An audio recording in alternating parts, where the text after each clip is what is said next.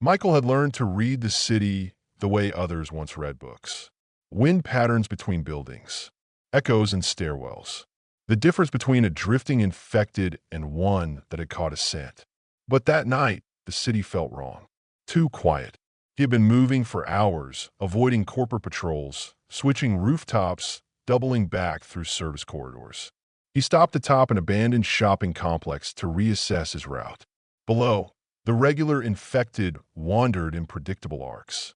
One bumped into a rusted car. Another reacted to the distant fall of debris. Chaotic. Reactive. Michael tossed a small metal bolt down into the alley.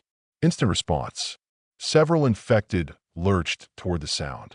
All except three. They stood farther back in the shadow of a collapsed awning. Watching. Not aimlessly. Not drifting. Their heads tilted slightly upward, aligned with his position. Michael felt something cold crawl up his spine. He shifted position slowly. The three figures mirrored his movement, subtle adjustments, not exaggerated motions. Their posture was different, balanced, controlled. He activated his flashlight for half a second. Light reflected off their eyes. The pupils constricted instantly. Not the dull, glazed reaction of decay, but a biological response. Reflexive. He studied them more carefully now. No exposed bone. No torn flesh.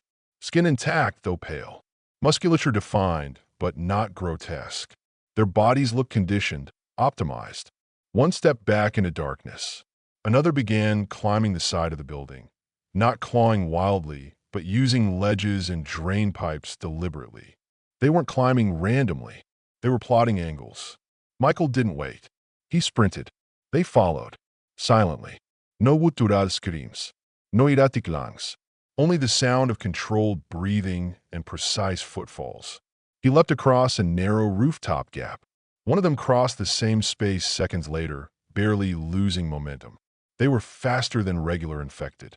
Faster than most runners. Michael felt something he hadn't felt since the early days of the collapse. Being outmatched. He altered tactics, tight corridors, sudden drops, reflective glass to disorient pursuit. One hunter misjudged a collapsing fire escape and fell into a lower level. The other didn't hesitate. It recalculated. That was when Michael understood the difference. Regular infected chase stimuli. These track patterns. He barely escaped by triggering a secondary structure collapse that forced them to reroute. Hours later, hidden inside a ventilation shaft, he replayed the encounter in his mind. They hadn't attacked random civilians. They hadn't swarmed the nearest settlement. They had ignored easier prey. They had followed him, and only him. By morning, he had a name for them. Hunters. Michael did not believe in coincidences. When one of the hunters slipped during the pursuit and fell from a rooftop into a narrow alley, he didn't leave immediately. He waited, watched from the shadows. The creature lay motionless. No convulsions. No spasms. He descended carefully. Up close, the body looked almost human. No dica.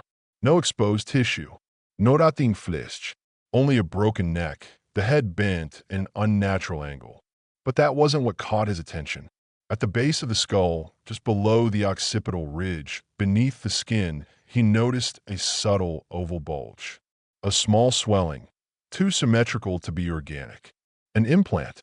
Michael cut through the tissue carefully. Beneath the skin was a capsule, semi-transparent, roughly the size of a thumb. Inside, a dark substance resembling microscopic dust suspended in gel. The capsule was connected to thin microneedles extending directly into neural tissue. This wasn't mutation. This was modification. The moment he tried to remove the device, the capsule cracked. A faint gray vapor escaped. Michael jerked back, but too late. He inhaled. At first, nothing happened. Then, his heart rate spiked violently. His pupils dilated. The city sharpened around him. He could hear water dripping 3 blocks away. The faint shift of an infected inside a building across the street. He smelled rust, blood, mold, damp concrete. The world became crisp. Too crisp. He rose to his feet. His body responded with perfect precision. Movements became fluid. balanced, efficient. His reaction time tightened into something almost mechanical. But with the clarity came something else. Hunger. Not ordinary hunger. Deep, predatory. Not for food. For motion. For pursuit. For a target. He closed his eyes and clenched his fists. Stimulation. Neural acceleration. Within minutes, the intensity began to fade. His hearing dulled slightly. His pulse steadied. But the hunger lingered longer. Michael understood. The hunters were not simply resilient. They were sustained by an external mutagen. Controlled. Metered. He switched to a secure frequency. Anna. Respond. Static. Then her voice. Michael? You're alive. I need your help. I found something. He described the implant. The capsule. The vapor. The reaction. Anna was silent longer than usual. That's not a virus in the traditional sense, she finally said. It sounds like a neurostimulant mutagen. Microdosed through a subdermal capsule. It restructures neural response patterns. Enhances sensory processing. Suppresses pain thresholds. And what about me?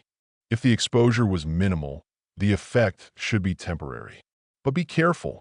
Compounds like that can cause dependency and degradation. Degradation? The human system isn't designed to operate in permanent predator mode. Michael looked down at the dead hunter. Now it made sense. This wasn't natural evolution. It was a product. And if the corporation could manufacture units like this, then they were likely testing more advanced iterations. Before leaving, Michael glanced at the cracked capsule. Microparticles still clung to the fractured shell. And somewhere deep in his mind, a dangerous thought surfaced. If this is what makes them so fast, what would happen if he used it intentionally? He closed his hand around the device. And for the first time, he truly understood. The corporation wasn't just creating pursuers. It was engineering a new form of human.